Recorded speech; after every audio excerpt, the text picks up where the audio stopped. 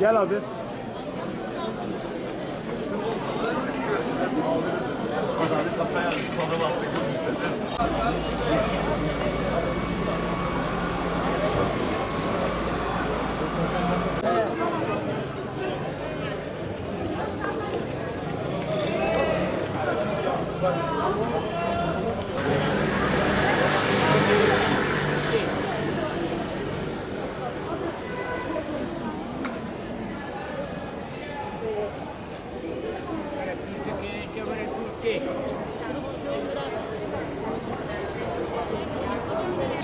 Kesinlikle yeterli değil. Yalnız beklenti şu anda 40 binde desem önemli olan 40 bin değil, insanların alım gücüdür. Yani o yüzden yani belli bir enflasyon düzene girerse yani asgari ücretin 30 bin, 40 bin olması çok önemli değil.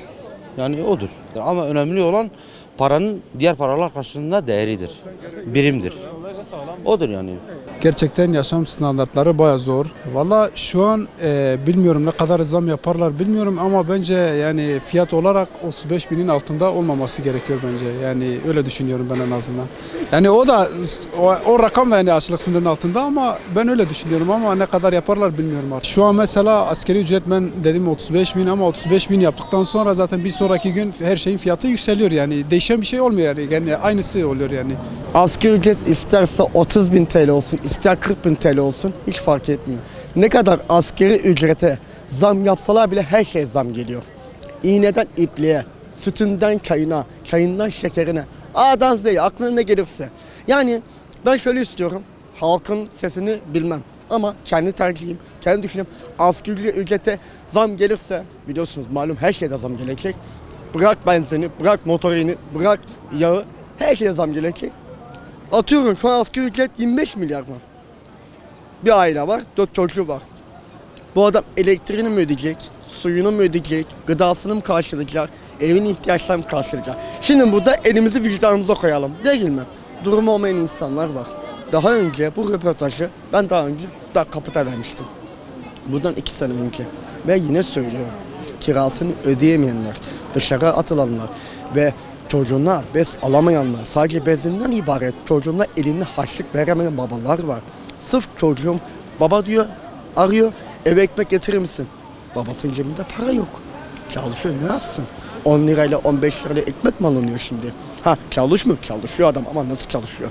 Elektrik, suyudur, faturası, her şeydir. Biliyorsunuz zaten dediğim gibi. Ben nişan yapacağım, düğün yapacağım. Bir tane bilezik sordum, en ucuzu 15'ten aşağı yok. Düğün yapmıyorum. Düğün yapmış olsam bir düğün salonu, herhangi bir düğün salonu şu anda 2 milyondan aşağı düğün salonu yok. Sadece asgari ücretten ibaret değil bu. Ekonomisi çok büyük şu anda. Hiç etmez. Çünkü Türkiye ölmüş. Hani nasıl diyeyim? Bir geçimi, bir ayakkabı alıyorsun. Hani 3 milyar. Bir kıyafet alıyorsun. 4 milyar. Hani para gidiyor yani. Bir aileyi bayağı şey yapmaz. Hani bunun şeyde ev kiralaması da şeyde okulu da çocukların hani bir askeri ücretle bu işler gitmez yani. Ayağımda engelliyim yani. 26 yaşındayım. Hani bu yaşıma kadar gelmişim. Hani devlette bir maaş almamışım. İşe gidiyorum. Hani almıyorlar. Hani ağır iş yapamıyorum yani. Hemen çıkartıyorlar beni. İnan ki yani ne beklentim var ne umudum var. Çünkü şu anda durumlar bellidir zaten. Ha önemli şeyler eğer hakikaten düzelmese bunlara biraz düzelmesi biraz ben zor görüyorum. Bir de zincirlemedir. Zincirleme bir ülke olduğu için de yani birbirine bağlı olduğu için yani olmaz yani. Yani doyurucu bir şey vermezler. Yine bu insanlarımız yine ezilerek gider yani. Adalet de olacak. Bir ülkede adalet olmadığı zaman hiçbir şey olmaz. Ha emeklisi var. Yani şimdi düzeldiği zaman bunlar hepsi beraber. Emekçi arkadaşımız, askeri ücretle çalışan insanlarımız zaten onlar mağdurdur. Yani hepsi birden belli şey olacak. İnsan hakları, adalet olmadığı bir ülkede yani bunlar biraz önce onlara bir adım atılır. Yani bir ışık yakılır. Ondan sonra diğerleri de zaten arkasına gelir. Evli olsun, bekar olsun. Asgari ücret 22 bin liradır. Kesinlikle yetmiyor. Evlinin evi olsa, sur içinde otursa, ayrıyetten kendine biraz bir mesai saatinden sonra bir işmiş yapsa belki kurtarır.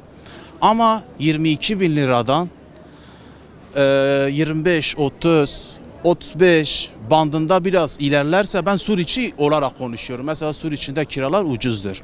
Ama Yenişehir olsun, Kayapınar olsun, Bağlar olsun veya başka semtler olsun, özellikle 22 bin bir evli olsun, bekar olsun. Bir genç için asgari ücret kesinlikle yetmiyor. Devletten tek isteğim benzin olsun, mazot olsun, gıda olsun, çocukların okul servisleri olsun, bir de asgari ücret konusu. Bunlar üzerinde devlet, mesela şu an devlet AK Parti'dir. AK Parti'nin ilçe başkanlıkları vardır, diğer siyasi partiler vardır. Siyasi partiler halkın içinde olsun, 81 ilin içinde olsun, ona göre asgari ücreti düzenlesin. Asgari ücret İstanbul'da farklı olabilir. Ankara'da farklı olsun, İzmir'de farklı olsun, Diyarbakır'da, Hakkari'de, İzmir'de, Antalya, Bursa'da farklı olsun. Çünkü oralarda kira artışları daha da fazladır.